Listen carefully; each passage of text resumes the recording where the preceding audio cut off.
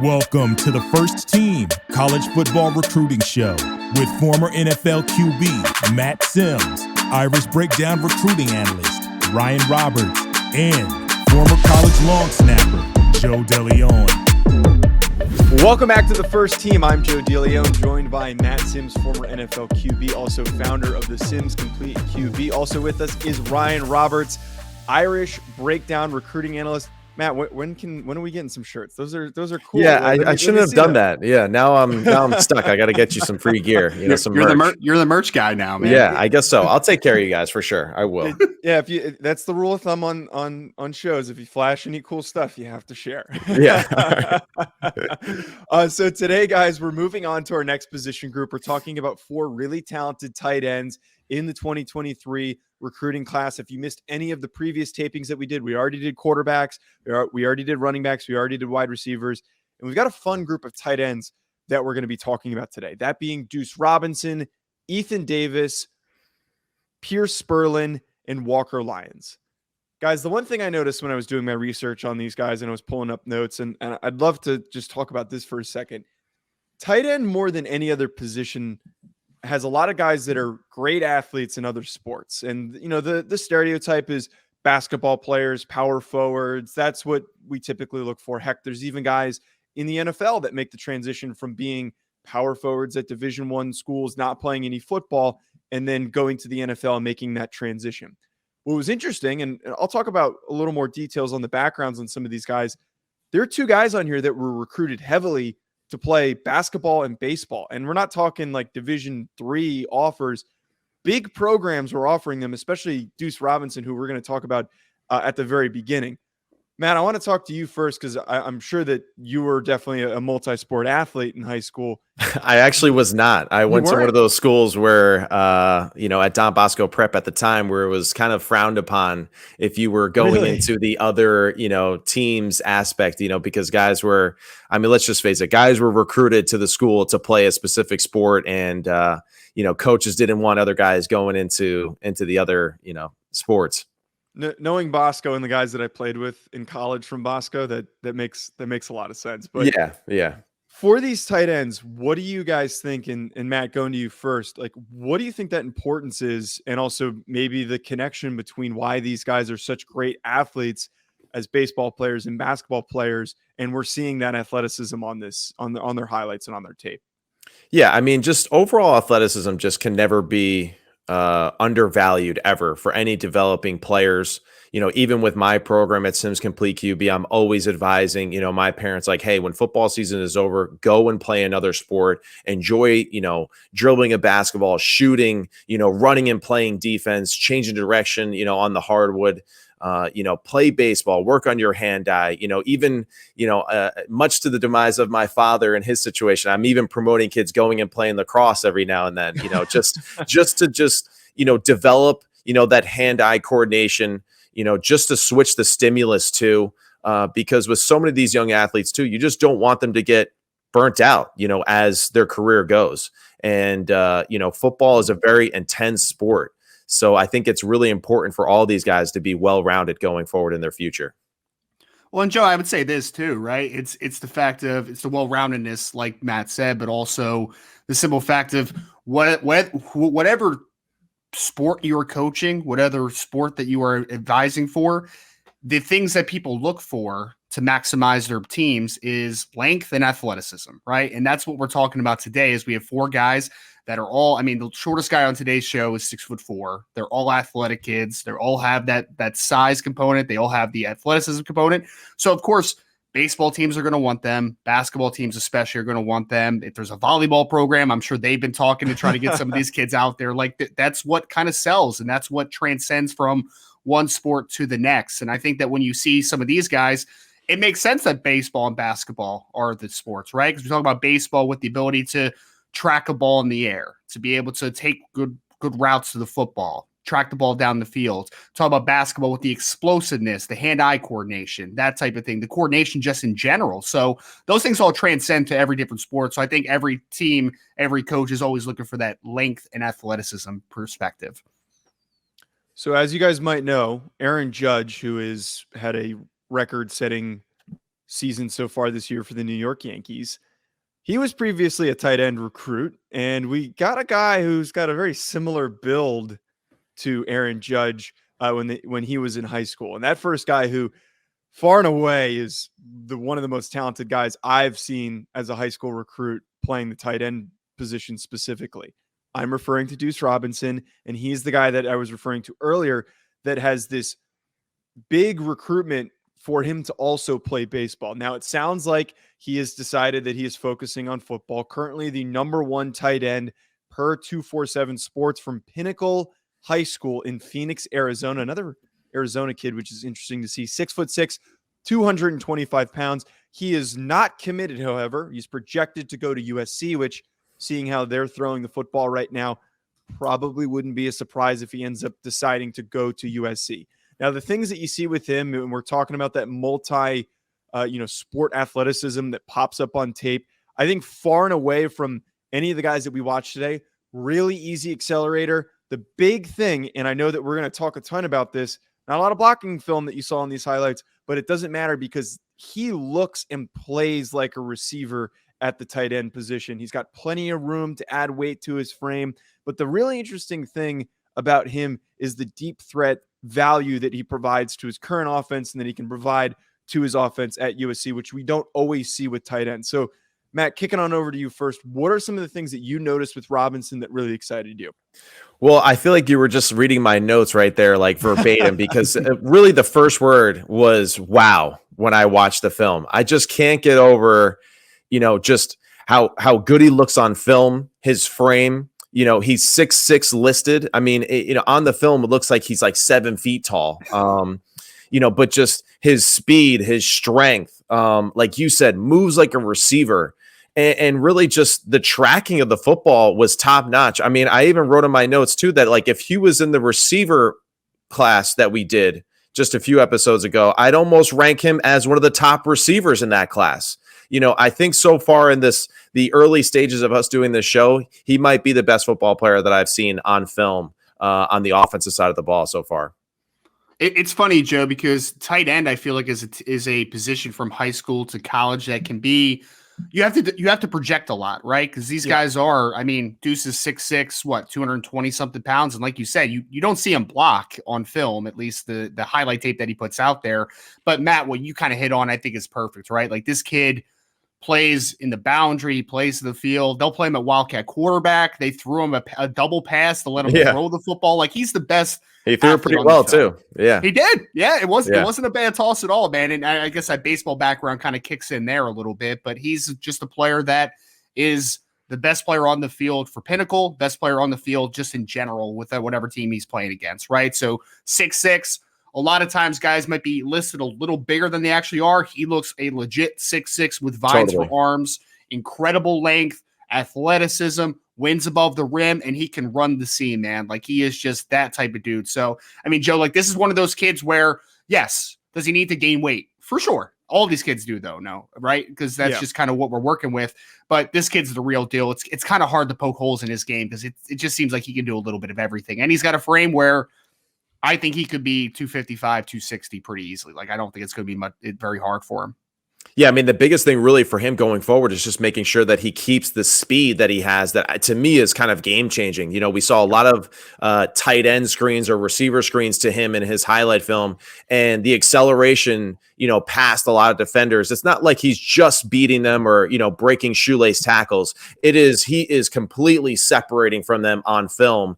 And, that's something that will be important for him too, is just as he continues to mature and get stronger and bigger in that college weight room to keep that speed up. But you can see where just matchup wise, like you alluded to, Ryan, just, put him in the slot and line him up against a linebacker. He's going to win a lot of those opportunities. Put him up against a safety who's maybe undersized. He's going to a lot of those 50-50 footballs too. And then, you talk about just matchups against corners too. Even against the lengthy corner, like a Jalen Ramsey type of length corner, you could still see where like you wouldn't be totally afraid of him being in that situation because he has that length as well, along with the ball tracking skills and just the physicality too. I mean, it probably took 4 or 5 minutes into the highlight before he actually was tackled in the highlight. So that's always impressive when you're, tackled for the first time in the 5th minute of your highlight film. And the one thing too and I brought this up when I was doing my intro on him, that's really intriguing is that like a lot of times in college and especially in high school, because you don't have quarterbacks who necessarily have the arm to stretch the field, tight ends aren't really asked to run as many deep routes as you saw him running in his highlight tape. And he was just constantly hitting all these seam routes, all these really deep route concepts. Matt, from like your perspective, having a tight end that can do that, like how game breaking is that? Because there's really not a lot of guys in college. There's even fewer guys in the NFL that are capable. Like you think of the Darren Wallers, like Travis Kelce has been somebody who's utilized in that manner. But like, what impact does that have for a college quarterback having a tight end that can be a deep threat? Well, I think really the main impact is that it gives the play caller, the offensive coordinator, your offensive strategy, just so many ways to be more explosive. We saw, obviously what USC is doing with just the skill set and the players that they're getting to that program. Now you can line up Robinson on the outside. And if it's man coverage, you're going to have a linebacker that leaves the box that goes out there and covers a man one-on-one. One, it's easy for the quarterback to identify what the coverage is. Two, it's like you have a great matchup in, a fantastic athlete versus a linebacker that's not usually comfortable in space. So there's multiple ways going forward where they can be, extremely explosive offensively by putting him in perfect situations that allow him, one, for the quarterback to understand what the coverage is because of his alignment. Two, because just creating more matchups and issues on the field. And that's where going forward, it's pretty exciting, for the Trojans for sure.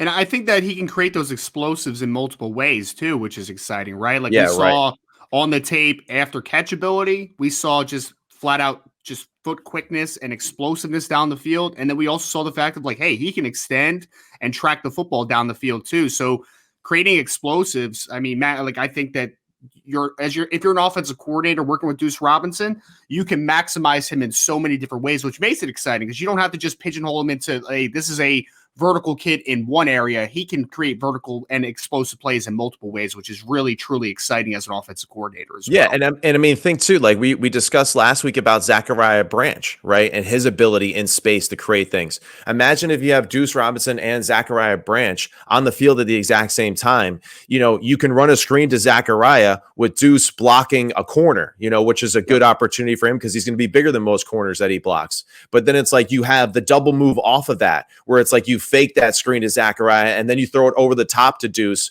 who, stutters and run by the corner now with speed and then runs it for a touchdown. So that's where, again, just like when you put multiple playmakers on the field, it just becomes a huge headache for anybody to stop them defensively. And man, his skill set is like, it's ridiculous. I was really impressed, and like I said, I think he's the best player we've seen offensively so far. I know we've established that we don't like to force comps here, but this isn't a one-to-one, Ryan. Yeah. This isn't a one-to-one comp, but like in terms of deep threat ability, looks like and plays like a receiver, Ryan, you probably already get a sense of where I'm about to go with this. He feels like Kyle Pitts in a way. Like he feels like he could be Kyle Pitts for USC if that ends up being where he commits to play. Ryan, any thoughts on that? Am I forcing a little similar frame? It's the frame's not that far off and the speed's not that far off either. Like this is probably going to be a 4.5 kid once he's done filling in his frame. Again, I just think the reason why I came up with that is that like deep threat at Florida, deep threat now possibly for USC and in high school. What do you think about that?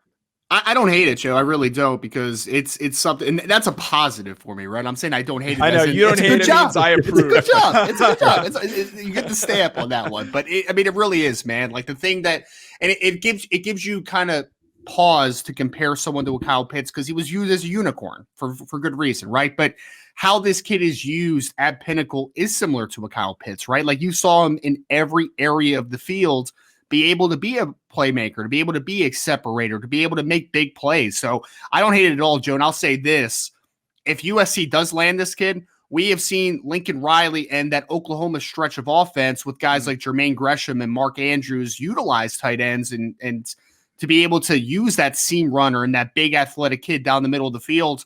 And it would be a very good match, I think, with USC if they're able to get Deuce, but obviously we'll see what his final decision is here moving forward.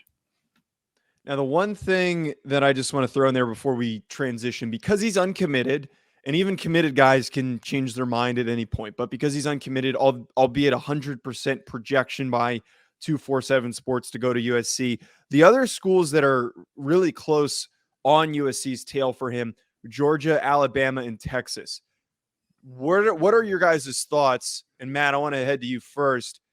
Do we think USC is the best opportunity for him, or is maybe another one of those three programs a better situation for him to head to? Honestly, with all those programs, I'm curious to see what you think, Ryan, but I think they're kind of all home runs for him. I really do. I think they're programs that understand how to utilize athletes the way that he is. I would say that, maybe USC potentially is the safer of the group, just because of the fact that new coaching staff, the allegiance to the team that's already there isn't quite as like in stone. And they're looking for that first generation of like their guys to kind of take over and become, what they see the Trojans to be in the future. And I think for him, a lot of it too has to do with just, does he like the quarterbacks and that kind of situation too, that he potentially is going to school with the guys that are going to get him the football. I think those are important factors going forward, but I don't think he can really miss with any of those options going forward. No, I think they're all great fits, to your point, right, Matt? Like I talked about the USC fit because I just think that Lincoln Riley has shown that he can use a tight end in his offense, kind of that bigger body player down the middle of the field. And I mean, he even uses them all over the formation a little bit. We've seen what Georgia's been doing now the last couple of years with Brock Bowers and Washington at tight ends. And, Eric Gilbert's kind of nowhere to be found at the moment, but Georgia's shown their ability to use the tight end there. And then Alabama, Joe, I mean, we talked about Cameron Latu in the preseason. You remember what O.J. Howard was able to do at Alabama. You remember what Irv Smith Jr. was able to do at Alabama. So all of these three schools have shown the ability, or these three coaching staffs, I should say, have shown the ability to highlight the tight end position. So I really think whether it ends up being one of those three teams or not, it's hard to find a bad fit for Deuce Robinson. His talent is just at that high of a level, in my opinion. And on top of that, too, Steve Sarkisian, who was once the offensive coordinator at Alabama that ignited the performances of multiple talented tight ends, is now at Texas, and that's one of the other schools on his tail. So I agree with both of you guys. It's not like a wrong decision there. It's not like we've got one team on here that's running the wishbone where he's never going to touch the football and he's being asked to block. He's instead going to be in situations where he's just going to be a playmaker. He's going to be a dude, and he's going to put up a lot of points, a lot of yards for whatever team he picks. And it sounds like it's going to be USC. Now, our remaining three guys are committed, and that number 2 player per 247 Sports in the tight end class is Ethan Davis. Collins Hill High School in Sewanee, Georgia, 6'5", 221 pounds, currently committed to Tennessee. I feel like every week it's just USC, Tennessee, Georgia, and Ohio State are all the same guys that we keep bringing up. But Ethan Davis, he was being highly recruited to play basketball at the Division I level. I saw Kennesaw State on there. I saw Georgia. A lot of actually very recognizable programs that were seeking Davis to come play for their program. Now, talking about him, however, as a tight end, that box out ability, that basketball player prowess pops immediately. The first couple plays that I watched on his highlights, I was thinking, oh, no, this makes so much sense that he's a Division I basketball recruit. He's out there playing like one. We talked about that with Branch last week, and here we are talking about it with an actual tight end. Ryan, kicking to you first, what really stood out to you about Davis as a tight end prospect? Well, it's funny, Joe. I actually watched his highlight tape before I did like background research on him, and then I saw that he has the basketball background, and it made complete sense. Like one of the first things I wrote on my notes was that he's a very springy athlete, right? Like that's kind of, and he's used similarly to how Deuce is, right? Like he's not playing wildcat quarterback or doing that type of stuff at times, but he's used kind of all over the formation and basically used as a big wide receiver at 6'5", 221. But those are the biggest things for me, as you kind of hit on, right? So I'm going to reiterate it. He is a big, springy athlete that can win above the rim and has explosiveness to win easily in the air. I don't think that he's quite as at least straight line fast as Deuce is, but I think it's good all around athleticism, and he is just a incredible leaper at the position. So he's another mismatch weapon with his size, length, and his explosiveness to win in the air, in my opinion. For Davis, just strong, catches the football well. I think the biggest thing that you see it right away, right, with that basketball comparison is you see him catch the football and drop step like he's in the paint, down below, like below the rim, and that drop step is something that is very difficult to teach and is extremely effective too, where you saw a lot of those short intermediate passes that he caught, how he's able to get vertical up the field extremely fast in one step. And that's something that is, again, it's very high level. It's taught on the NFL level. The first time I ever heard it was when I was in an NFL meeting, and that's something where just for him, that is going to be a huge asset to him going forward, is that just football awareness, that spatial awareness, that obviously he learned from playing basketball and from playing football. I did see a few plays too where he's a solid blocker. Obviously, there's not a ton of it out there, but he is a solid blocker. He's not like scared to get dirty out there and block on the edge. Not sure, how that will equate to blocking defensive ends in the SEC and all that kind of stuff. But nonetheless, he does look like he has good technique in keeping his hands inside and running his feet and being aggressive, so that's exciting.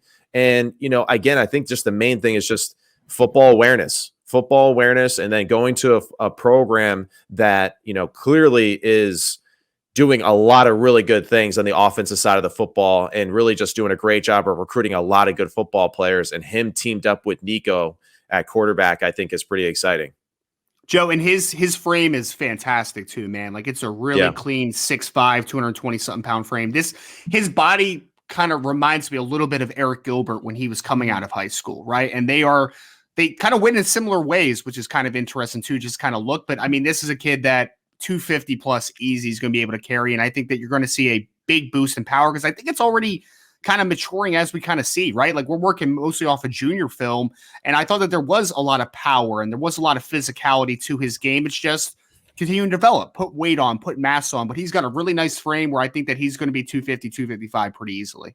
One of the things, and I know that anyone who's a former basketball player or current basketball player is going to hate this take, but it's kind of a loose understanding or a presumption in the football universe that if you are a basketball player, you might not be as tough as somebody who's not, that's more focused on football. And I got to give Davis a ton of credit. Like he shows off like a lot of that toughness. And you talked about, Matt, there were a few blocking plays. The next two guys we're going to talk to, there was a lot more blocking from them. And we're going to be able to talk a little bit more on that blocking because these first two guys are very much primarily receivers, but he did show that blocking. But the other thing too, very hard to take down. There were a number of plays, and despite him not being like massive, we're not talking about like a 250-pound kid. We're talking about maybe the thinnest of those who we're discussing here, who was really a tough runner, really downhill tough runner. So I look at that now at 220 pounds, him able to do that against high schoolers. When he gets up to 240, 250, he's going to be even more difficult to tackle because he's got the power, he's got the toughness, he's got the aggressiveness and the willingness to fight for extra yards. That's something that just really, really popped to me when I'm seeing him after the catch. Yeah, I think both him and Robinson showed the best breaking tackle ability out of all of the tight ends in this group, of just being able to run through arm tackles, being able to spin off defenders. And that is something that, it is difficult to teach, at any level. And for them to naturally kind of be able to manipulate their body and to have really good strength in contact and to stay balanced is extremely impressive. And, Ryan and you, Joe, are hitting the same points. I think we're just, I think the best days of football are still ahead of him for sure. And that's really what you're looking for when you're recruiting these guys, right? You don't want a finished product, right? And I think for him, he has a lot of good football in his future. All right, let's get on to our number 3 tight end in the class. Currently ranked number 3 per 247 Sports, from South Walton High School in Santa Rosa Beach, Florida. 6'6", 220 pounds. We're talking about Pearce Spurlin. He is committed to Georgia. We'll talk about towards the end of his breakdown on what we know about these Georgia tight ends and how he's going to fit into that. But Pearce, really, the one thing that flashes to me when you first start watching him, and I believe it was him who, in his highlights, one of the early plays is him making a one-handed grab. And there's littered across his highlights on Huddle are a number of difficult catches, one-handed catches that he's making. I don't have an exact hand measurement. Ryan's always the guy who has the measurements. But if I were to guess, he's probably like a 10-inch hand guy. Like you can tell that his hands are like mitts and he's just grabbing the ball out of the air. That is what is very, very exciting to see as a tight end, that you can be a sure-handed receiver. You've got a receiver-esque ability, but the big thing too, and we'll talk a little bit about the blocking, actually put blocking plays in his highlights more than the other guys. And early on in his highlight tape, which I appreciated. Yeah. Right. I made note of that. Like it was like the third play. I'm like, oh, he likes to block because he put it down in his notes. But Matt, kicking to you first, when you watch Spurlin, what attracted you to him? I think really just for all of these guys and even too for Spurlin, just natural catching ability, right? And that's one thing that, like, credit to all four of these guys that we're talking about here today, just the ability to catch the football naturally with their hands. You know, there was a time not too long ago where every tight end was catching it like with every corner and crevice of their body, you know, to haul it in. Natural pass catcher, you know, and you said it with the one-handed catches, but even to just the ones where it's like he's running over the middle, right? Or those other situations like on slants and hitches where like you see him like really frame the football with his hands extremely well. So that was super impressive. He's got a big frame, really big frame, and a frame that too that looks like it's like nowhere near complete as far as his development goes. Like he still looks like a very young man out there on the field. You know, I was about to say boy, but I don't want to disrespect him like that. But like, he's still a really young man. And I think there's, you know, for him, like, I don't even think that he's really reached, you know, the pinnacle of his ability as far as speed and power yet, because I still think that he is, you know, such a young man that still needs to develop. And the ability to high point was obviously extremely impressive too. His hand strength is ridiculous, man, for a kid his age, right? Like, I mean, you said it, Matt, like he's a natural plucker of the football, kind of extends and gets the football at the highest point. The one-handed catch that you alluded to, Joe, which was very early in his highlight tape, like you see the hand strength that this kid has. And then honestly, man, like and I can't wait to talk about the Georgia layer to this, because I think he kind of mirrors a lot of what Georgia is really looking at the tight end over the last couple cycles. But this kid's explosive too, man. Like when he gets the football in his hand as a yards after catch player, he hits his top speed very, very quickly. So while the first two guys are maybe more physical yards after catch receivers, this kid can kind of explode to daylight. And he has a really nice gear that he gets to in a quick amount of time. So Spurlin's a really talented football player. And to your point, Matt, I don't think we've seen nearly the best of him, right? Like he needs to physically develop still. He has room to grow as a player. He's still young in that regard, but the upside is just fantastic with Pearce Spurlin.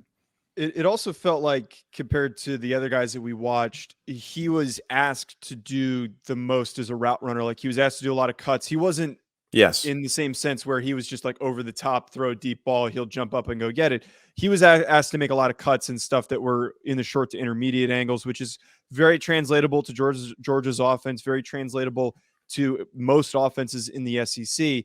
And the route running really shined to me. And we're talking about that explosiveness. His cuts on his routes doesn't look like a tight end. Does that maybe diminish when he adds some more weight?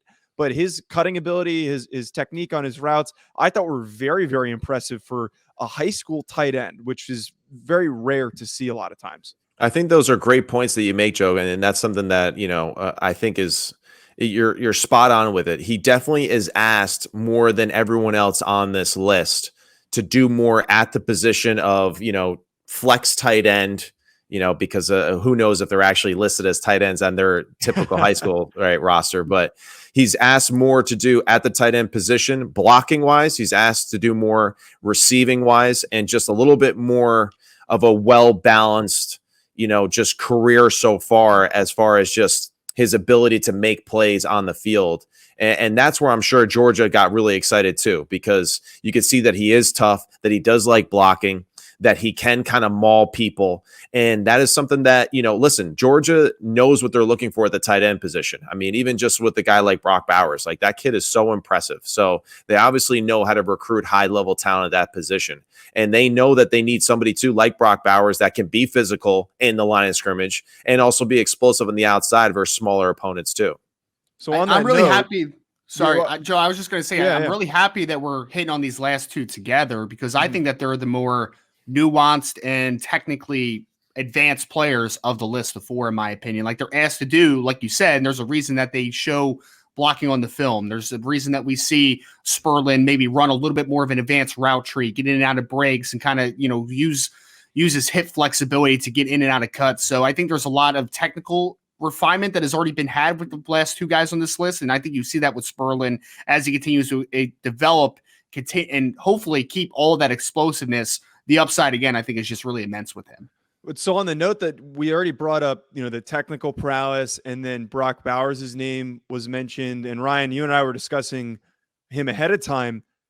His usage and his capability are not one-to-one, but comparable to what Brock Bowers does. He can step in and maybe by his redshirt freshman year or his sophomore season, he's able to have that type of an impact. Does that sound about right to have that assumption and that belief when talking about Spurlin? I think it's what you've seen the last two cycles with Georgia, if we're being honest. Because, you talk about Brock Bowers as a true sophomore this year, but they also have a young kid named Oscar Delp that in limited time has kind of showed the same type of athleticism, the same type of explosiveness. And Brock Bowers, I feel like, kind of gets pigeonholed as like, hey, he's this big wide receiver. And like, sure, he's a really athletic kid, but then you see spurts of like, he could also block, and he also has effort in the run game, and he can do some physicality things physically at the point of attack in the run game. So I think that this kid really does mirror the last two cycles with a Brock Bowers and an Oscar Delp. I think that Georgia has done a great job evaluating and identifying players that really fit the mold that they're looking for. And I think Spurlin's going to be the next guy, the next up in this pipeline that they're building of these athletic, explosive yak type players who can also do enough in the run game to get it, to move the needle for you. So I think that he is exactly what Georgia is modeling in their tight end room now. All right, getting on to our last player that we have for today's show for the tight ends. Maybe the most complete player, maybe the most ready to play right away. Walker Lyons, the number 5 tight end per 247 Sports from Folsom High School in Folsom, California. 6'4", 230 pounds. That build is a lot more filled out than any of these other guys, which is why I've referenced the fact that he might be the most ready to play and ready to contribute either as a true freshman or a redshirt freshman, because he's filled in a little bit more. Currently committed to Stanford, which is a little rare amongst the rest of these groups. We don't see a lot of big name recruits going to Stanford anymore. It is tight end university, though. What are you talking about, man? It's done well at tight ends. It's done well at tight ends. Well, some might argue, especially the man wearing the clover on his shirt, that Notre Dame is tight end you. But I don't know. Are we having that right now? A close second. Yeah, no, I'm kidding. So Lyons, as I said, number 5 tight end in this class, most complete. You see a lot of those similar things that we just talked about with Spurlin. Effective route runner, great technique. But guys, I got to say, out of any of these players, which is very, it's not often that we see this with tight end recruits, because a lot of times if you're a good athlete, your offense is just going to turn you into a really big receiver. Instead, what we get with Lyons is a very willing, aggressive blocker, which I love. I always get excited by kids that are willing blockers and that are going to show that eagerness to put their nose in there, get those dirty plays down. When you're playing for a program like Stanford, they're going to ask you to block. They're going to ask you to make a lot of important blocks out there on the outside. So what do we all think here? And Ryan, I want to head to you first about Lyons as a player, that he seems to be the most complete of the group. Yeah, I would say that he's the most advanced of the group right now, right? Like, I think that you've seen him closer to his physical maturity. I think that when you're talking about the technical aspects of the position, I think his hand placement is pretty good as a blocker. I think he runs pretty good routes for his size. It's just, Joe, like the conversation goes from, we haven't seen nearly the best of Duce Robinson, which is pretty scary, right? We haven't seen the best of Spurlin, which is pretty scary. We haven't seen the best of Davis, which is pretty scary. I think we've seen closer to the ceiling of a Walker Lyons, and that's no disrespect to him. It's just, he has a little less length than those guys. He's a little maybe less growth potential, but he's a really good football player. Flat out, man. He's a really dynamic all-around player for Folsom. He's able to stretch the seam a little bit. He's a good route runner. He blocks his butt off. Like, there's a lot of really good things on film for Walker Lyons, and credit to the Folsom program, because no matter what position you're talking about, they're a really good program and they're really well coached. And you can see those aspects of Walker Lyons, even off of junior film, with him being lost for his senior season, that he is a technically advanced player for his age. So I really like a lot of what I saw from Walker Lyons. I think he is, I know we're not talking about this as much, but he's the guy that I think projects favorably to coming in day one and helping his team pretty thoroughly all around as a player. Like, I think that there's mismatch potential that day one, Duce Robinson is going to come in and be able to bring to you. Spurlin's going to be able to bring to you. But Walker Lyons, with the duties in the run game and in the pass game, I feel like early on, he's going to be a guy that you just kind of go, hey, 2 tight end sets, whatever it is, you can go and you can play. Matt, you agree on those same sentiments about Lyons? Yeah, I mean, really with Walker Lyons, the discussion is this. He's actually just a traditional tight end. And I think we're comparing him to 3 other people that are on the list that are going to be labeled as tight ends, but they're really just a, really big receiver, as far as how they'll be used probably at the next level. And I think this guy is like, you're just your well-rounded old school football player. And I think that's why maybe there isn't quite that same, excitement about his game as the other guys, because he's being asked to do a little bit more gritty old school football things, for his program. But good hands, can move, athletic, runs good routes, blocks well. I mean, these are all things that, at the tight end position, especially at Stanford and the way that they use their tight ends, he's going to need all of those. And I think too, for him, he's going to be an extremely valuable asset early on in his career at Stanford in the special teams game. I think I do see him as a guy that's in punt return, kickoff return, because he does have that size. He does have enough speed and athleticism. His blocking and just overall football awareness and education, I think what gives him the upper hand in this situation as far as just an overall football player. I really like the note that you made about the special team stuff. And me as a former long snapper, I always get geeked out over it. So anytime I can talk about a guy who's ready to contribute on special teams, like he's somebody you can put up as an up back in a spread punt, or can be the personal protector in a pro style punt scheme. At the same time, he's somebody that you have, setting the wedges on kick return. You can send him to run down on kickoff. Like, because he's more physically developed, and you see that, like what we've talked about here, he's further along.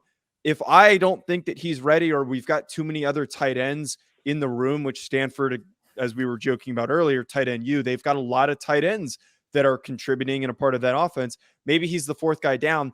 Get him out there on special teams, have him bang a little bit, have him hit some guys, and just get ready and used to playing in Pac-12 football. By the time he's a true sophomore, that's when you start working into the offense. But I think that that's like the perfect thing to say for a guy like this, that he shows that aggressiveness, that willingness, that toughness to be the tough guy on special teams across the board on any unit that you want to put him out there for. Surprise, surprise. Joe's geeking out on special teams. But it's an important aspect of the game that I feel like everyone just kind of overlooks, especially during these times of recruiting. And we see it every year, just how important special teams are for so many of these teams, whether it is getting into the college football playoff or not. And really the biggest thing too, like, which, I kind of want to stress to all of the kids out there that maybe watch, us nerds on this show, going forward, is that just special teams is a great way for you to develop your overall football IQ, your how valuable you are to your team. And, he's one of those guys where he could have a, average career, at Stanford, and then play in the NFL for 9 years. And no one would even know, because he's, a special teams guru. And that's something that going forward, just for all these guys and just really for all the athletes out there that watch these shows, the more that you can do, the more valuable you are to your team, and just the greater really the success of you, or the greater the chances of having success going forward. And I think Walker Lyons does a really good job of being that well-rounded athlete. So on the college level, special teams is a pathway to early playing time, right? On the NFL level, Right. To your point, it's a sticking point, right? Like, how do you make a roster? Totally. That is like the big thing. So I love that you kind of put that out there, Matt. It's just that I think people do undervalue the importance of playing special teams, because it can be a way to contribute early on, especially for one of these football players, which is really nice to see. And I think that for me, Joe, like a cool conversation is, we joked about the tight end use stuff at Stanford, right? But he fits the mold of traditionally what they have liked at the tight end. Like, if you think back to the Zach Ertzes of the world, the Caden Smiths of the world, I mean, Levine Toilola was a much bigger football player, but he handled his business in the running Fantastic game. blocker. Fantastic. One- Like one upper of the- level next blocker. Yeah. You want to talk about sticking point at the next level, a tight end that can block, right, Matt? Because I mean, Yeah. we've seen guys like him, Lee Smiths of the world, that were not dominant pass receivers, but they just stuck for a long time because they did those little things and they did the dirty work in the run game. So, And again, you're right. Like just guys that like maybe didn't shine as like overall speed or game breakers, but man, like extremely useful football players that could be used in a multitude of ways. And that was their greatest advantage too, was like they don't have to come off the field for any particular situation. And that's where, you know, it's exciting for Walker Lyons and his potential. And I think he can be the next one, Joe, because we talk about, you know, the Kobe Fleeners, the Zach Ertzes, the Levine Toilolos, the Caden Smiths. They have a really good one right now in Benjamin Yorasac at Stanford. So Stanford has taken a slight step back in recent years. They haven't been nearly as successful on the field, but one position that they've continued to do a really nice job to continue to develop is the tight end position. So I really do like that they have their next in line in Walker Lyons potentially. Matt, you even said this. It just feels so weird talking about like a top tight end recruit going to Stanford. And what you said, Matt, was he could go there, have like decent production, and then go to the NFL and be like a piece in an offense because he was properly coached and developed to do a lot of different things compared to maybe other guys in this recruiting class overall that are just used as receivers. And then when they get to the NFL, like kind of what we're seeing right now with Kyle Pitts, where Arthur Smith is trying to get him to block, and he's not really built to block, nor does he have the background of blocking. So it's going to take him a while to actually be comfortable with that. But it's just odd talking about a Stanford guy, a Stanford tight end being a top recruit, because it's just not a lot of other position groups. It just so happens that the tight end group and sometimes these quarterbacks decide to go to Stanford while everyone else picks to go play at other programs. Well, I think it's cool for us to discuss with Walker Lyons' situation is that, you know, clearly he understands exactly what he wants. He wants to get a good education. He wants to be a part of a program that really develops high character football people, you know, high football IQ to go along with the high IQ of just the aspect of their school and how prestigious that is. And I think he is also one of those guys too that probably sees the lineage, like Ryan was discussing, of the other tight ends that went there before him and the success that they had. And he's going to say, all right, I'm going to add my name to that list. And I think that's something too that a lot of young high school athletes, and even when I think back to my own like decisions of going to college, you know, I got too caught up in trying to do like, you know, man, like this is the big time thing to do, rather than just going to a school that was like totally there to just help me become a better football player, a better person, you know, a situation where like the school fit me, the personality, the coaches and the people around you, you know, because like, you know, when you fall into that trap of like, oh man, I just want to wear, you know, orange because damn, I look good in it. You know, that's where you get in trouble. You know, it's got to be about the people. It's got to be about the men that you're surrounding yourself with, you know, the school, you know, and just how that applies to you personally. And, you know, credit to Walker Lyons for going to a place that, you know, he seems to fit his personality and what he's looking for as a player and as a person to develop.